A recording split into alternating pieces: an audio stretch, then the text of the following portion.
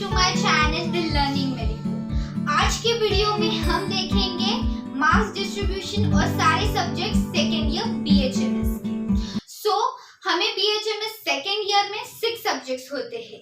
Pathology, microbiology, parasitology, forensic medicine and toxicology, materia Medica and Organon of medicine. But इसके लिए हमें सिर्फ 5 papers होते हैं, रिटन पेपर्स। अब paper 1 pathology, paper 1 pathology, paper 2 forensic medicine and toxicology, Organon of medicine और materia Medica. ये 5 papers होते हैं, ईच 100 मार्क्स के।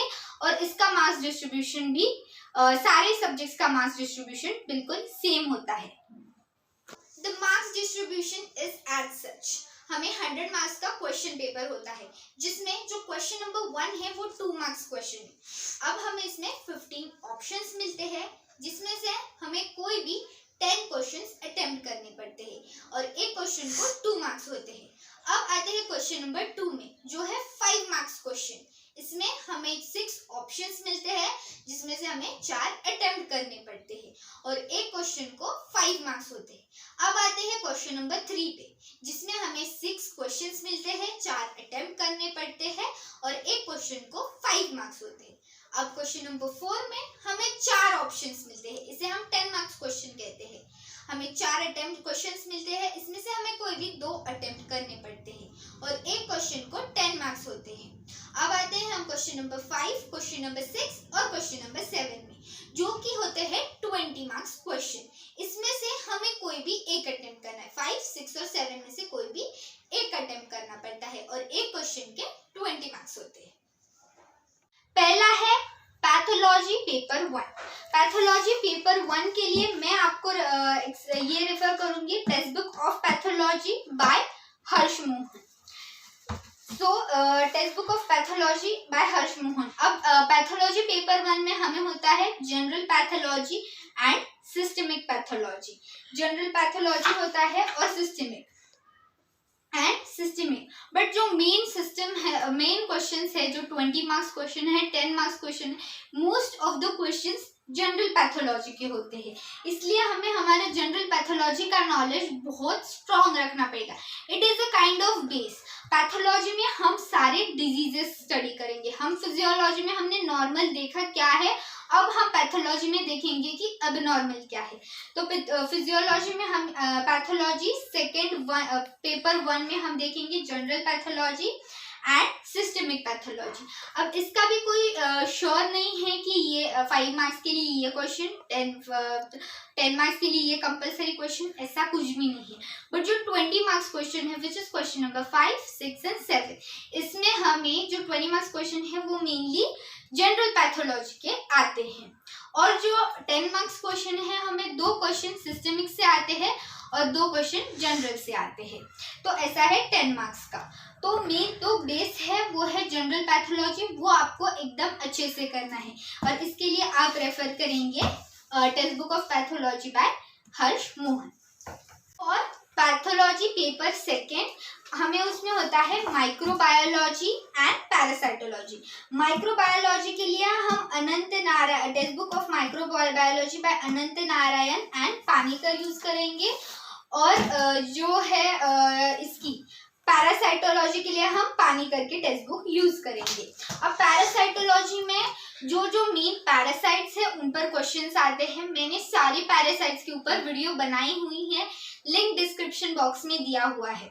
तो मेनली 10 मार्क्स और 20 मार्क्स के लिए पैरासाइट आते हैं। 5 मार्क्स के लिए उनके सिर्फ पैथोलॉजी, पैथोजेनेसिस पूछा जाता है या फिर सिर्फ मॉर्फोलॉजी पूछी जाती है पैरासाइट्स की, इसलिए आपको पूरा पैरासाइट करना पड़ेगा पैरासाइटोलॉजी से।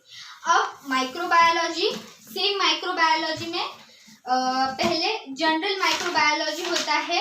इसमें से जो 10 मार्क्स होते हैं वो कंपलसरी जनरल माइक्रोबायोलॉजी से आते हैं। ये मेरा मतलब मैंने जो स्टडी किए थे क्वेश्चन पेपर्स, उसके ऊपर से मैं बता रही हूँ कि जो जनरल माइक्रोबायोलॉजी है ये आपको बहुत अच्छा करना पड़ेगा, क्योंकि इसमें से 10 मार्क्स के क्वेश्चंस आते हैं, वो भी कंपलसरी क्वेश्चंस होते हैं। इसके बाद आते हैं बैक्टीरियोलॉजी में। तो जो बैक्टीरियाज है वो 20 मार्क्स के लिए भी पूछे जाते हैं और 10 मार्क्स के लिए भी। बट जो बैक्टीरिया की मॉर्फोलॉजी बोल लो या फिर लैब डायग्नोसिस या फिर पैथोजेनेसिस, ये हमें 5 मार्क्स के लिए सेपरेट पूछा जा सकता है। So this was of bacteriology. तो हमें पैथोलॉजी पेपर सेकेंड के लिए सेम है, 100 मार्क्स का पेपर होगा, सेम डिस्ट्रीब्यूशन भी सेम होगा। तो इसके लिए हम रेफर करेंगे Ananth Narayan and Panicker. So next subject is forensic medicine and toxicology. इसमें हम डिटेक्टिव बन जाते हैं। So forensic medicine and toxicology में हमें 100 मार्क्स का क्वेश्चन पेपर होता है, मार्क्स डिस्ट्रीब्यूशन बिल्कुल सेम है। अब हम क्या देखेंगे, forensic medicine and toxicology. Toxicology में हम सारे पॉइजन्स देखेंगे, उनके इफेक्ट्स देखेंगे, उनका फेटल डोज, फेटल पीरियड, सारे पॉइजन्स के बारे में स्टडी करेंगे। मतलब अगर किसी पेशेंट ने पॉइजन ले लिया है तो आपको पुलिस रिपोर्ट करनी पड़ेगी, ऐसे for example this is in the toxicology. Forensic medicine में हम देखेंगे फिंगरप्रिंट, सारे जो मतलब जो एक फॉरेंसिक ऑफिसर्स के लिए होता है, जो सब्जेक्ट होता है, जो फॉरेंसिक टीम आती है, कोई भी सस्पेक्टिव क्राइम जहाँ पर हो गया, जो भी प्लेस है, तो वो उसमें जो जो होता है वो हम सब फॉरेंसिक मेडिसिन एंड टॉक्सिकोलॉजी में स्टडी करेंगे।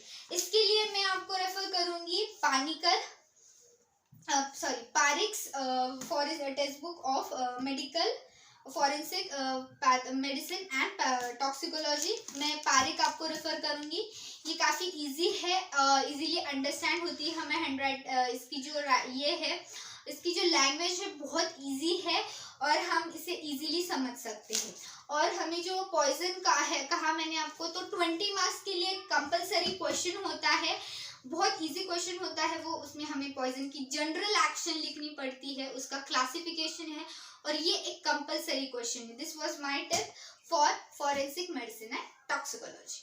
सो next subject is the materia Medica. Materia Medica में हमें मेडिसिन स्टडी करने पड़ते हैं, सेम है, 100 मार्क्स का पेपर होता है।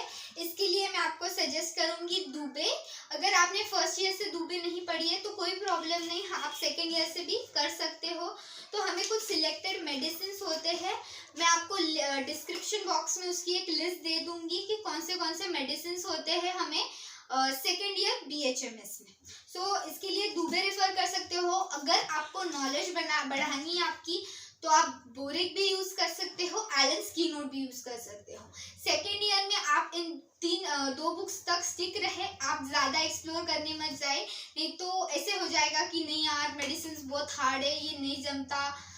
इसलिए आपको बोल रही हूँ ज्यादा एक्सप्लोर मत करो सेकेंड ईयर में। थर्ड ईयर में आपको सब कुछ एक्सप्लोर करना पड़ेगा, इसलिए सेकेंड ईयर में Dubey, Boericke and Allen keynote is more than enough. The Organon of medicine. Organon of medicine के लिए भी हमें 100 मार्क्स का क्वेश्चन होता है, मार्क्स डिस्ट्रीब्यूशन भी सेम है। ये जो हमारा बाइबल है organon of medicine, 6th edition by doctor Samuel Hahnemann, हमारे सर ने इसे खुद लिखा है, बट इसे ट्रांसलेट किया है विलियम बोरिक ने। इसमें जो है हमें एफोरिज्म्स दिए गए हैं और एफोरिज्म्स दिए गए हैं, बट हमें जो पेपर लिखना पड़ता है आंसर, हमें इससे लिख नहीं पाते स्टूडेंट्स, हमें समझ में नहीं आती, थोड़ी लैंग्वेज डिफिकल्ट है। इसलिए मैं आपको रेफर करूंगी the treasure of Organon of medicine bye AK Das, by doctor AK दास। इन्होंने बहुत ही सिंपल लैंग्वेज में दिया हुआ है, हमारे प्रोफेसर्स नहीं बोलते थे इसे यूज़ करने को, but it was very easy. इसे बहुत इजीली हमने इजी हुआ हमें इसे अंडरस्टैंड करने को। आप डॉक्टर BK सरकार भी यूज़ कर सकते हैं, मैंने अभी तक उसे नहीं पढ़ा, बट आई एम श्योर कि मैं इसे जल्दी पढ़ूंगी।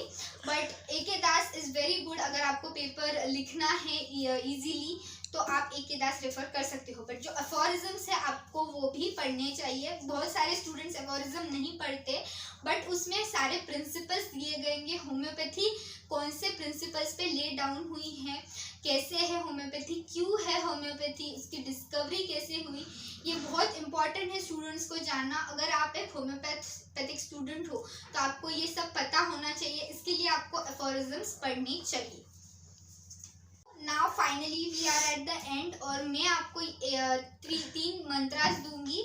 सो पहला है अपने नोट्स खुद बनाइए, पैथोलॉजी के लिए खुद नोट्स बनाइए, ये क्या होता है कि हर्ष मोहन में बहुत वास्ट दिया गया है, बट वो भी बहुत नेसेसरी है, क्योंकि अगर वो ज़्यादा एक्सप्लेन नहीं करेंगे तो हमें टॉपिक समझ में नहीं आएगा। मैं भी खुद नोट्स प्रोवाइड करती हूँ मेरे इंस्टाग्राम पर @theLearningMedico, लिंक डिस्क्रिप्शन बॉक्स में है, आप वहाँ पर रेफर करिए उसे, बट आप अपनी नोट्स खुद बनाइए। जब हम हमारे नोट्स बनाते हैं हम उसे 4 बार 10 बार पढ़ते हैं और फिर हम उसे नोट्स बनाते हैं। इससे क्या होता है, हमें टॉपिक इजीली समझ में आता है। जो पैरासाइटोलॉजी के लिए लाइफ साइकिल है पैरासाइट्स की, उसे आप फ्लो चार्ट में बनाइए। फ्लो चार्ट्स बनाने से वो बहुत इजी हो जाती है, बहुत इंटरेस्टिंग हो जाती है। उस लाइफ साइकिल को मैंने अपने टाइम पे मैंने उसे एक एक नाम दिया था, कुछ तो भी फनी नाम दिया था। तो ऐसे याद रहने के लिए, कॉमन नेम याद रहने के लिए, मेडिसिन के लिए आप दुबे ही यूज़ करें। दुबे ही बहुत इजी है पेपर लिखने के लिए, और एट दिस स्टेज जब हमें कुछ भी मेडिसिन का नॉलेज नहीं होता, तब हमें दुबे बहुत इजी लगती है, इजीली समझ में आती है। ऑल्सो एफोरिज्म्स रीड कीजिए। टॉक्सिकोलॉजी के लिए भी अपने नोट्स खुद बनाइए। Notes is very must, plus बहुत इंपॉर्टेंट होते हैं notes. Also thank you so much for watching my video. आपको समझ में आ गया होगा। अगर आपके और कुछ डाउट्स है तो आप